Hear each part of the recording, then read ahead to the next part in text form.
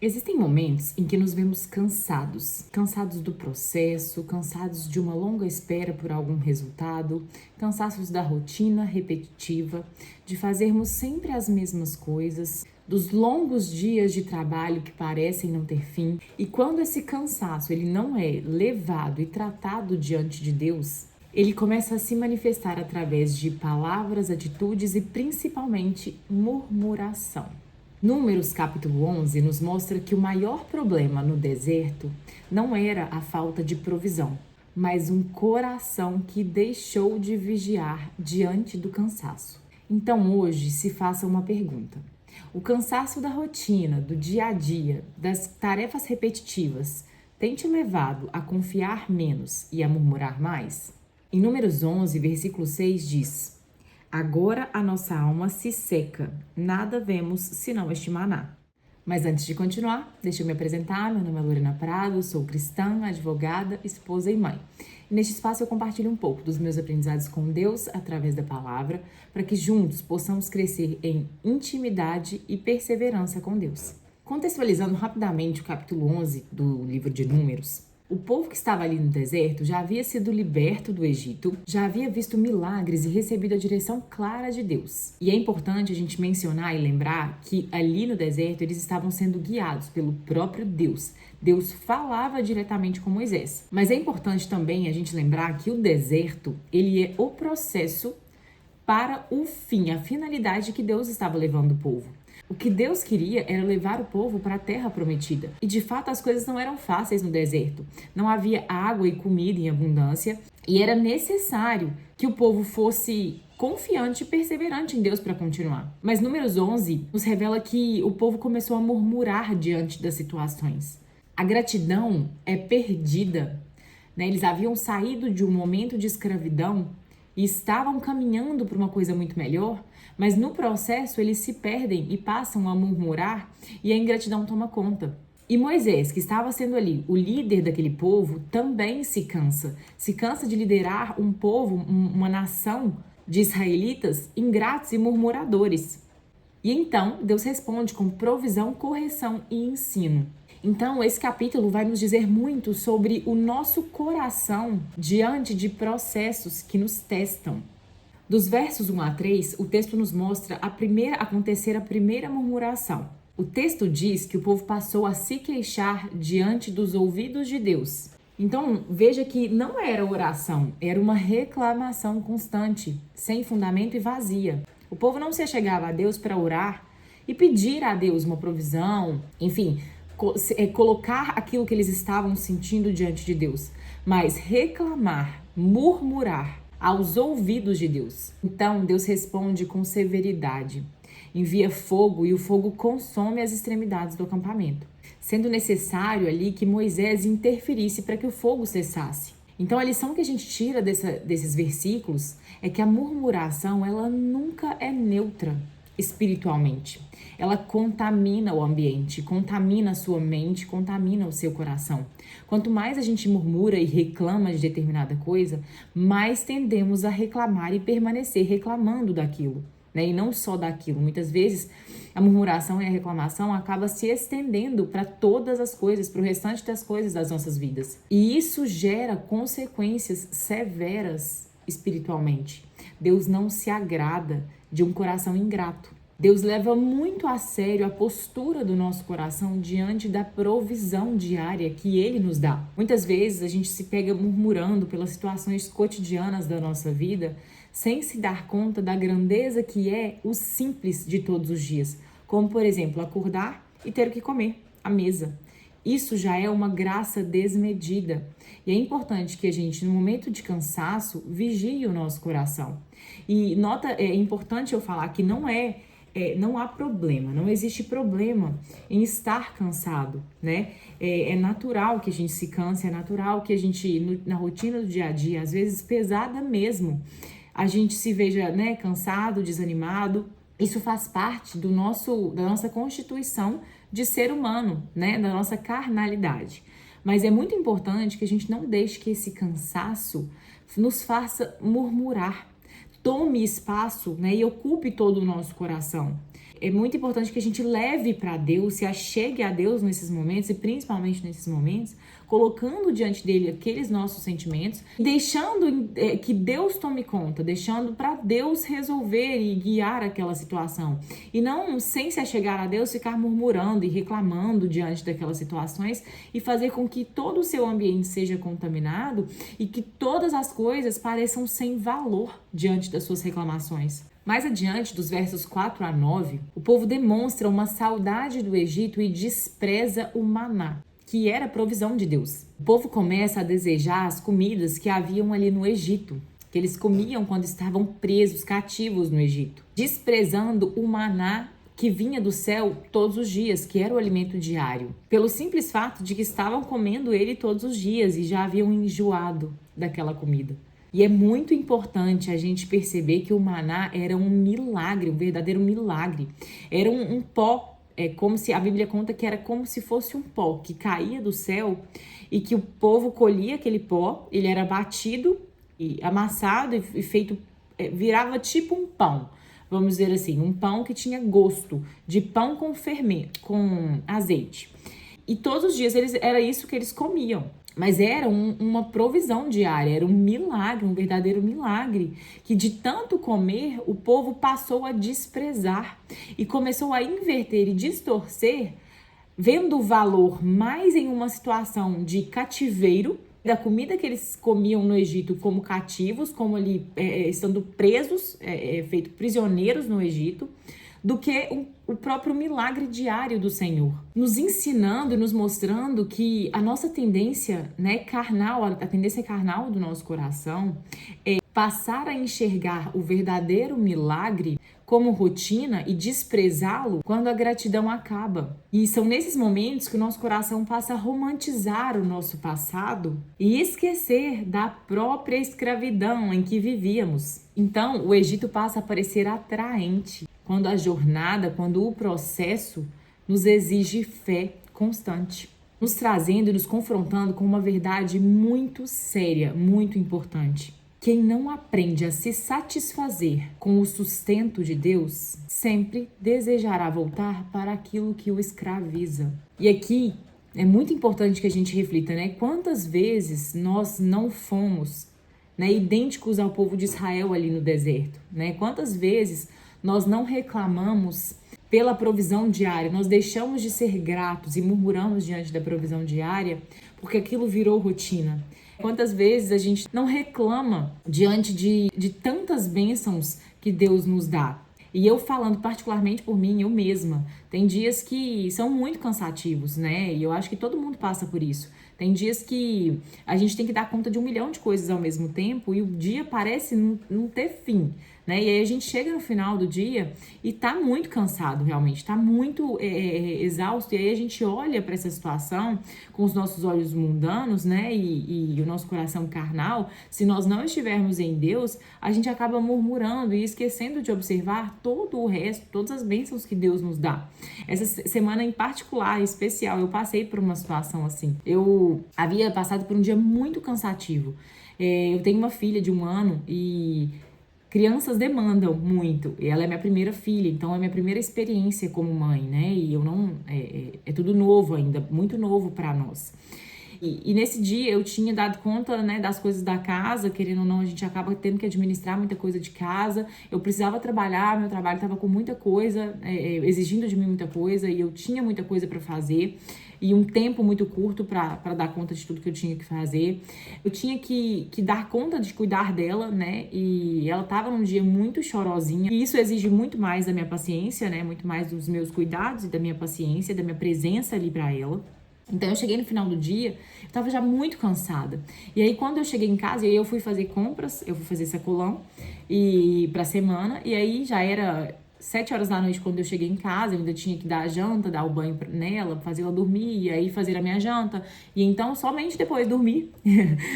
Eu sei que eu cheguei em casa e quando eu cheguei eu tinha esquecido a carne. Eu tinha comprado a carne, mas esqueci ela em cima do balcão do sacolão. E quando eu pensei nisso, eu tava tão cansada que assim, me veio um desgosto muito grande, sabe? Diante da situação, que eu falei, nossa, eu não tô dando conta, Eu não tô dando conta e esqueci tô deixando as coisas para trás. Isso me trouxe um sentimento de tristeza, de raiva. E naquele momento eu comecei a chorar. Comecei a chorar mesmo. E pensando que no dia seguinte eu teria que voltar ao sacolão, meu dia já estava corrido de novo e não ia dar tempo. E eu comecei a ficar nervosa com aquilo. E eu me vi murmurando, sabe? Diante de uma situação tão pequena. E esqueci, depois de perceber que o maná estava, que o meu motivo de murmurar, né, de reclamação, era a provisão de Deus, era o próprio maná. Né? Eu estava reclamando de ter que ir voltar no sacolão, buscar a carne que eu havia comprado. Né? Mas Deus me deu condição de comprar carne, de ter carne todos os dias da minha semana, né? De almoçar uma carne, cada dia uma carne diferente, uma carne nova, uma carne gostosa. E aí eu vi esse capítulo, ele me chamou muita atenção por isso. Né? Olha só, eu estava reclamando diante de uma provisão maravilhosa, né? De uma bênção de Deus. Não é todo mundo que tem a condição de comer carne todos os dias e muito menos de comer, né? Tem gente que passa fome mesmo. E eu ali murmurando que eu teria que voltar no sacolão para pegar a carne que eu já havia comprado para comê-la durante a semana. Né? Então, é muito importante que a gente vigie muito, principalmente nesses momentos de cansaço, porque é muito fácil. Até, né, a gente que se aproxima de Deus, que está próximo, que busca, é muito fácil a gente se pegar murmurando e reclamando, mesmo diante das bênçãos desmedidas do Senhor. Então, tome este cuidado. Mais adiante, dos versos 10 a 15, o texto nos mostra Moisés entrando em um colapso, um verdadeiro colapso emocional. Ele se achega diante de Deus e reconhece que não conseguiria carregar aquele povo sozinho. E aí é muito importante a gente perceber que nesse momento, mesmo cansado, Moisés não murmura nas costas de Deus, né? Ele não fica murmurando e praguejando e reclamando. Ele se derrama na presença de Deus. Ele se achega a Deus e põe diante de Deus tudo aquilo que ele estava sentindo. E a resposta que ele tem de Deus é: Deus intervém e divide o jugo que estava sobre Moisés. Ou seja, tira dos ombros de Moisés todo aquele peso e divide, colocando e nomeando outros líderes no meio do povo de Israel para liderar junto com Moisés, de modo que ele não mais fizesse aquilo sozinho e que todo o peso não mais ficasse sobre os ombros dele. Nos ensinando que não é pecado você se cansar. E o texto nos conta que Moisés sentiu ira diante da reclamação do povo, né? Ou seja, ele colocou claro, ele se chegou a Deus e falou: Deus, eu não aguento mais. Eu não aguento mais essa situação, eu não quero passar por essa situação. Ele basicamente fala: eu não tenho filhos desse tamanho. O texto nos conta, né? Ele fala: eu não tenho filhos desse tamanho, eu não sei por que o Senhor me nomeou, né? Eu não tenho capacitação para isso, eu nunca quis fazer isso. E mesmo assim o Senhor me colocou e eu não aguento mais. E aí quando Deus percebe isso, ou seja, essa honestidade vinda da parte de Moisés perante ele de imediato toma uma provisão. Ele de imediato tira dos ombros de Moisés esse fardo. E nos ensinando uma coisa ainda mais importante, que Deus permite que nós nos cansemos, Deus permite que nós cheguemos às vezes aos nossos limites, mais para nos ensinar dependência do que de fato para nos testar por outro motivo. Porque são nesses momentos em que estamos no nosso limite, que estamos exaustos, cansados, que nós percebemos a nossa pequenez diante de Deus e precisamos, entendemos que somos dependentes dele. Então Moisés correu para quem ele sabia que de fato tinha o poder de mudar aquela situação. Moisés se chegou a Deus e falou: Deus, olha, eu não aguento mais e eu sei que o Senhor é Deus. Eu sei que o Senhor é Deus para mudar essa situação. Eu creio que o Senhor é Deus para fazer alguma coisa diante disso, porque eu de fato não aguento mais. E eu preciso que o Senhor intervenha de alguma forma. Ou seja, ele vai na fonte, né? Ele vai exatamente aonde ele sabe e é de fato quem poderia mudar a circunstância. Mais adiante, nos versos finais, o texto nos conta que diante da murmuração do povo, né, querendo ali comer coisas diferentes, e principalmente por carne, querendo comer carne, Deus concede a carne em abundância ao povo de Israel. O povo come com avidez e neste momento Deus manda uma praga ao povo. Em Salmos 106, verso 5 diz: Ele lhes deu o que pediram, mas fez definhar a sua alma. Nos mostrando e nos trazendo como lição espiritual que nem toda concessão é bênção. Algumas Deus concede como forma de disciplina e ensinamento. Porque muitas vezes é só assim que a gente consegue de fato ver aquilo que Deus tem para nós, né? É só assim que a gente consegue de fato aprender. E isso particularmente me traz muito uma analogia à maternidade, né? E quando a gente pensa num Deus que disciplina, a gente, no primeiro momento, tende a pensar, nossa, é um Deus severo, mas Deus não é isso, né? Quantas vezes a gente não escuta falar, não, mas Deus não é assim, Deus é amor, né? E Deus, eu costumo dizer e enfatizar muito isso, Deus é amor, de fato, mas Ele não é só amor. Ele também é disciplina, assim como um bom pai. Porque aquele pai que só é amor não é um bom pai. Não dá direcionamento para os filhos, né? A gente pode ver isso na própria maternidade aqui, nos nossos, né, na nossa realidade, né, como pais e filhos. A gente vê que se a gente não disciplinar os nossos filhos, se a gente não impuser limites, a gente acaba deixando-os desnorteados, né? Uma criança não é capaz de se nortear sozinha. É por isso que precisa de um adulto, do direcionamento de um adulto, né? E o limite, quando ele é imposto, ele é saudável. Lógico, né, que eu tô falando de imposição de limite de forma saudável, né? Não tô falando de repreensão severa, não tô falando de exceção de limites, né? Você exceder os limites ali de repreensão. Eu tô dizendo que é importante colocar limites na maternidade, na paternidade, porque a criança precisa deste norte. E quando você dá a ela este norte, ela cria base sólida para seguir e criar e viver a sua própria vida. Então é um bem danado que a gente faz para os nossos filhos, colocando e impondo limites, mostrando até onde eles podem ir e até onde não é saudável. E isso nós podemos fazer, as crianças não têm esse discernimento. Da mesma forma, é o nosso relacionamento com Deus. É necessário que Deus seja amor, e Ele é, mas também é necessário e imprescindível que Ele seja disciplina, que Ele coloque limites nas nossas ações, nos mostrando até onde nós podemos ir e até onde não é bom que nós continuemos, principalmente para nos dar norte e nos ensinar a não permanecer no erro. É o maior bem que Deus pode fazer por nós, é nos disciplinar na palavra, nos caminhos que são dele, naquilo que ele tem para nós, porque ele está assim nos conduzindo para um caminho que é bom. Então, deste capítulo, a gente tira muitas importantes lições. A primeira delas, que murmurar corrói o nosso coração. Ela apaga a gratidão de inúmeras bênçãos que nós vivemos diariamente. A segunda delas é que o maná representa a suficiência diária de Deus. Então, nos mostrando que quem despreza o básico de Deus sempre buscará por excessos que o aprisionam. A terceira delas é que liderança exige divisão de carga, porque ninguém foi criado para carregar tudo sozinho, e principalmente nos ensina a dependência de Deus. A quarta delas, e a última lição que nós tiramos desse capítulo, é que a cobiça gera sepulturas espirituais. O povo ali estava no deserto cobiçando o passado, tudo aquilo que eles haviam vivido no Egito, matando e sepultando as bênçãos e o maná diário. Tudo aquilo que Deus já havia dado e estava dando e ainda daria de provisão. Lembrando que eles estavam indo para a terra prometida. Então não deixe que as circunstâncias do processo para o qual Deus está te fazendo passar para alcançar algo maior, e é necessário que a gente passe por processos para chegar a algo maior que Deus tem para nós.